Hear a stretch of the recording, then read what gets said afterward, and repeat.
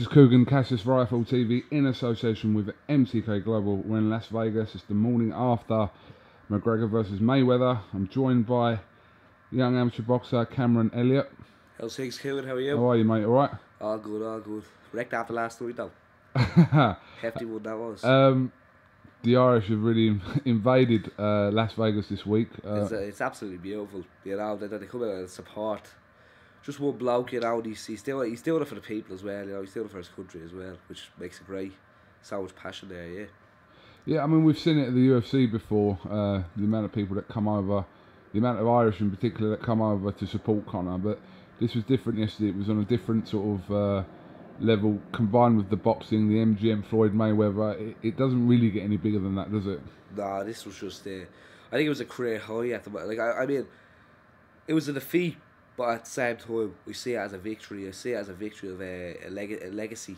You know, cementing a legacy in sports in general. Like, I mean, that crossover is absolutely amazing.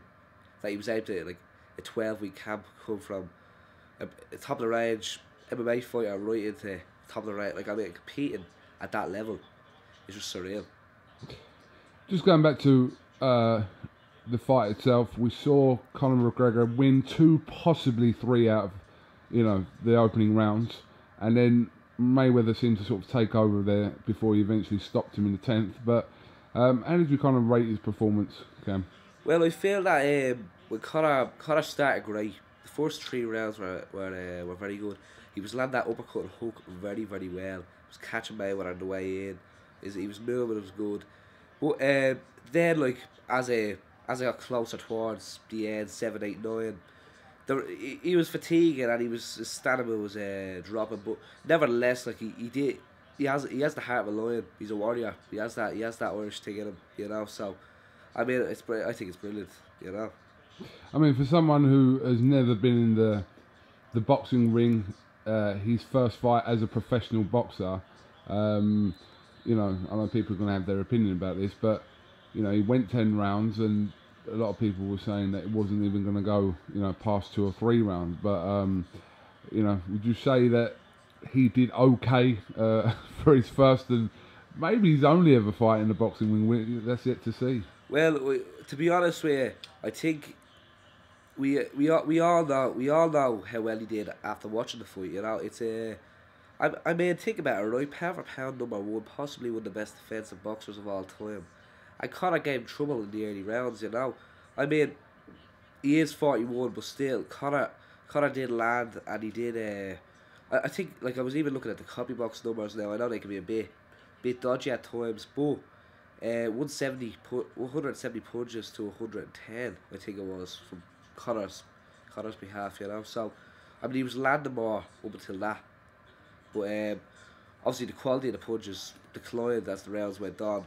But still, I mean, he did brilliant for his first professional fight. It's amazing, you know. There were people saying that he wouldn't land a single clean punch.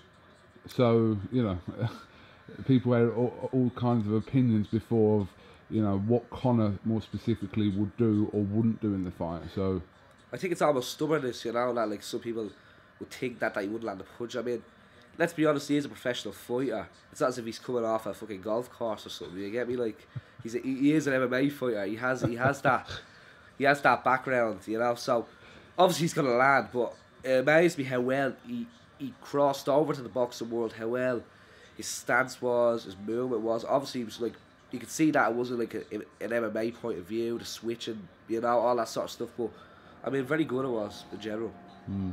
Obviously, the referee didn't take a point off Conor in that fight. There could have been an argument that maybe he should have. There was a few occasions where Conor went to the back of the head with Floyd, but we were sort of kind of expecting a few of these tactics, these borderline tactics.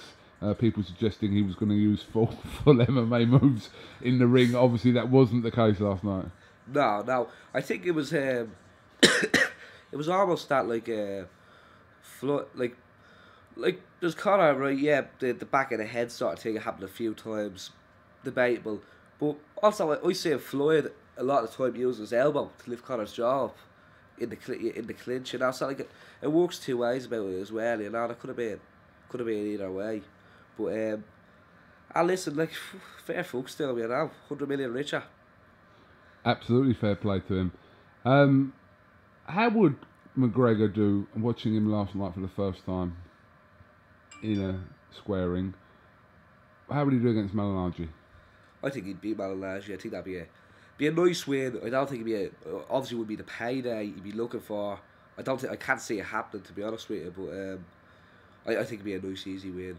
No disrespect to Malignaggi though, he is a champion, but you know, times have changed, and from what we have witnessed, that Conor has been getting the better of him in sparring or whatever. But again, sparring is different, you know.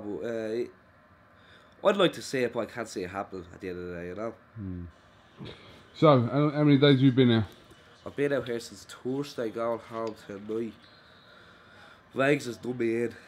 But I love it. Done everyone in. It's a different gravy, put it that way, you know. It's a different level altogether. I mean, it never sleeps. It never sleeps. But I love it, and I'll be definitely coming back next year, you know. And I've been doing well at the casinos as well, you know. The roulette has been treating me nice, so I think that's a good thing as well. Cam, you old enough to bet? Yeah, I am old enough, yeah. Alright, well listen, have you got anything else you'd like to add?